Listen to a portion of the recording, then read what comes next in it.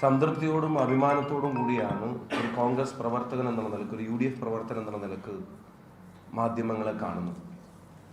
ഇക്കഴിഞ്ഞ തെരഞ്ഞെടുപ്പ് കാലം ഐക്യജനാധിപത്യ മുന്നണിയുടെ ഓരോ പ്രവർത്തകർ, കേരളത്തിൻ്റെ പൊതുസമൂഹവും അവർ ഈ സർക്കാരിന് ഒരു നോക്കൗട്ട് പഞ്ച് നൽകിയിരിക്കുന്നു എന്നുള്ളത് വളരെ കൃത്യമാണ്. സർക്കാരിന് കേരളത്തിലെ ജനങ്ങൾ എക്സിറ്റ് അടിച്ചു കൊടുത്തിരിക്കുന്നു എന്നുള്ളത് ജനങ്ങളുടെ പ്രതികരണങ്ങളിൽ നിന്ന്, ഫീൽഡിൽ നിന്ന് കൃത്യമായി പല ജില്ലകളിലും യാത്ര ചെയ്തപ്പോൾ, പല കോൺസ്റ്റിറ്റ്യുവൻസിയിലും പോയപ്പോൾ മനസ്സിലാക്കിയ ഒരാളെന്നുള്ള നിലക്ക് ഈ ഗവൺമെൻറ്റിനുള്ള നോക്കൗട്ട് പഞ്ച് ഏപ്രിൽ 9 ജനങ്ങൾ നൽകിയിരിക്കുന്നു. മെയ് 4 അതാണ് കേരളം അറിയാൻ പോകുന്നത്, വായിക്കാൻ പോകുന്നത് എന്നുള്ള കാര്യത്തിൽ സംശയമില്ല. സാധാരണ ഭരണവിരുദ്ധ വികാരം എന്നുള്ളതൊക്കെയാണ് നമ്മൾ പറയാറുള്ളത്. പക്ഷെ ഇത്തവണ ഫീൽഡിൽ ഭരണമാറ്റ വികാരമാണ് അതിശക്തമായി ആഞ്ഞു വീശിയത് എന്ന് പറയാതിരിക്കാൻ കഴിയില്ല.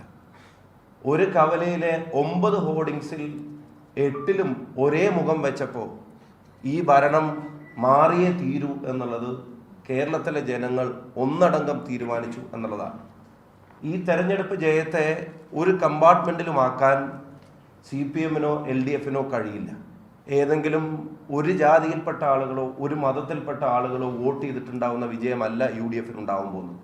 കേരളം ഒന്നടങ്കം വോട്ട് ചെയ്തിട്ട് 14 ജില്ലകളിലും ഉണ്ടാവുന്ന മാറ്റങ്ങളുടെ ഭാഗമായിട്ടാണ് ഈ വിജയം UDF കൈവരിക്കാൻ പോകുന്നത്, കേരളത്തിലെ ജനങ്ങൾ ജയിക്കാൻ പോകുന്നത് എന്ന് ഞങ്ങൾ അതിനെ ഇൻ്റർപ്രറ്റ് ചെയ്യാൻ ആഗ്രഹിക്കുന്നു.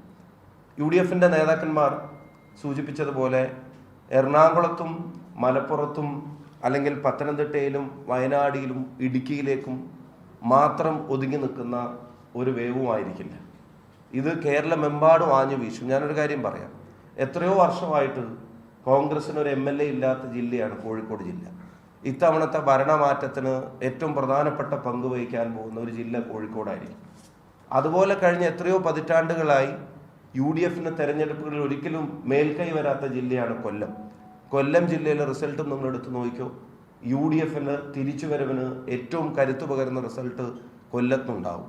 തൃശ്ശൂരും തിരുവനന്തപുരം പോലും ഈ തെരഞ്ഞെടുപ്പിൻ്റെ തുടക്കത്തിൽ UDF-ന് അനുകൂലമായി പ്രഡിക്റ്റ് ചെയ്തിരുന്ന സീറ്റുകളുടെ എണ്ണം എത്രയായിരുന്നു?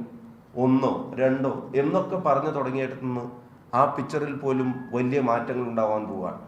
CPM-ൻ്റെ കേന്ദ്ര കമ്മിറ്റി അംഗങ്ങളും സെക്രട്ടേറിയറ്റ് അംഗങ്ങളും മന്ത്രിമാരും ഉൾപ്പെടെയുള്ള ആളുകൾ പരാജയം രുചിക്കാൻ പോവുകയാണ്, ഭൂരിഭാഗം ആളുകൾ.